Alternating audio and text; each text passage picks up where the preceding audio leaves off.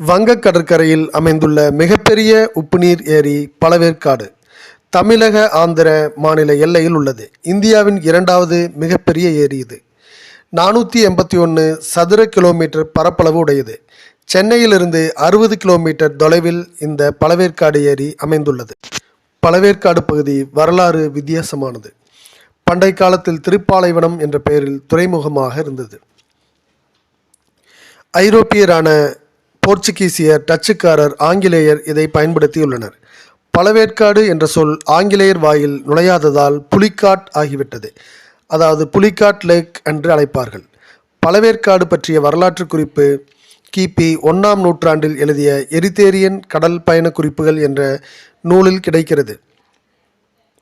கிரேக்க அறிஞர் தாலமி தொகுத்த துறைமுக பட்டியலில் இந்த ஏரி இடம்பெற்றுள்ளது.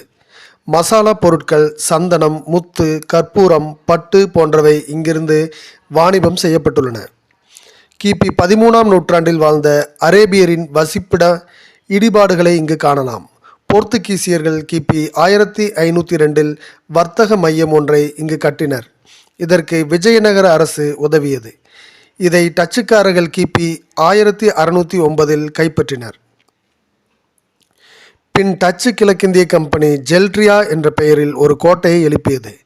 கம்பெனி தலைமை பொறுப்பு வகித்த வெம்மர் வேன் பெர்சம் என்பவரின் சொந்த ஊர் ஆகும் ஜெல்ட்ரியா. அப்பெயரே கோட்டைக்கு சூட்டப்பட்டது. இந்த கோட்டையை கைப்பற்ற ஐரோப்பியர்கள் மோதிக்கொண்டனர். போர்களும் நடந்தன. இங்கு 77 கல்லறைகள் உள்ளன. இவற்றில் டச்சு மொழியில் விவரங்கள் பொறிக்கப்பட்டுள்ளன. டச்சு வணிகர்கள் 1690 வரை பழவேற்காட்டை கட்டுப்பாட்டில் வைத்திருந்தனர். அந்த காலத்தில் பழைக்கட்டா என அழைக்கப்பட்டது. பாலடைந்த கோட்டை, தேவாலயம், கல்லறைகள் தற்போது இந்திய தொல்லியல் துறை பராமரிப்பில் உள்ளன. விண்வெளி ஆய்வு தொடர்பான ஸ்ரீஹரிகோட்டா ராக்கெட் ஏவுதளம் இந்த பகுதியில் தான் உள்ளது. ஸ்வர்ணமுகி, காலாங்கி, ஆரணி ஆறுகள் பாய்ந்து இணையும் கலிமுகத்தில் பழவேற்காடு ஏரி உருவாகியுள்ளது. ஏராளமான தீவுகளுடன் 160 வகை மீன்கள், 12 வகை இறால்கள், 19 வகை மெல்லுடலிகள் மற்றும் நீர்வாழ் உயிரினங்கள் காணப்படுகின்றன. இங்கு 150 வகை பறவைகள் வந்து செல்கின்றன. பறவைகள் சரணாலயமாக 1981இல் தமிழக அரசு அறிவித்தது. பழவேற்காட்டில் கடல் காகங்கள், ஆலாக்கள் சுறுசுறுப்பாக பறந்து கொண்டிருக்கும். கரையில் உப்புக்கொத்தி பறவைகள் உணவு தேடி திரியும். வெள்ளை அரிவாள் மூக்கன் மணலை கிளறி இறை தேடும். ஃப்ளமிங்கோ என்ற பூனாரைகளும் வருகின்றன. பூனாரை வருகையை திருவிழாவாக கொண்டாடுகிறது ஆந்திர அரசு.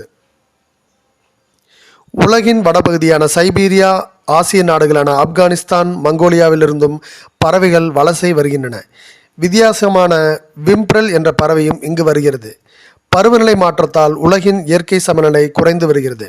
பெரும் மழை, கடும் வெப்பம் என காலநிலை மாறுகிறது. சமநிலை குலைவு காரணமாக பறவைகள் எண்ணிக்கை குறைந்து வருகிறது. புவி வெப்பமாவதை தடுத்தால் இயற்கை சமநிலை அடையும்.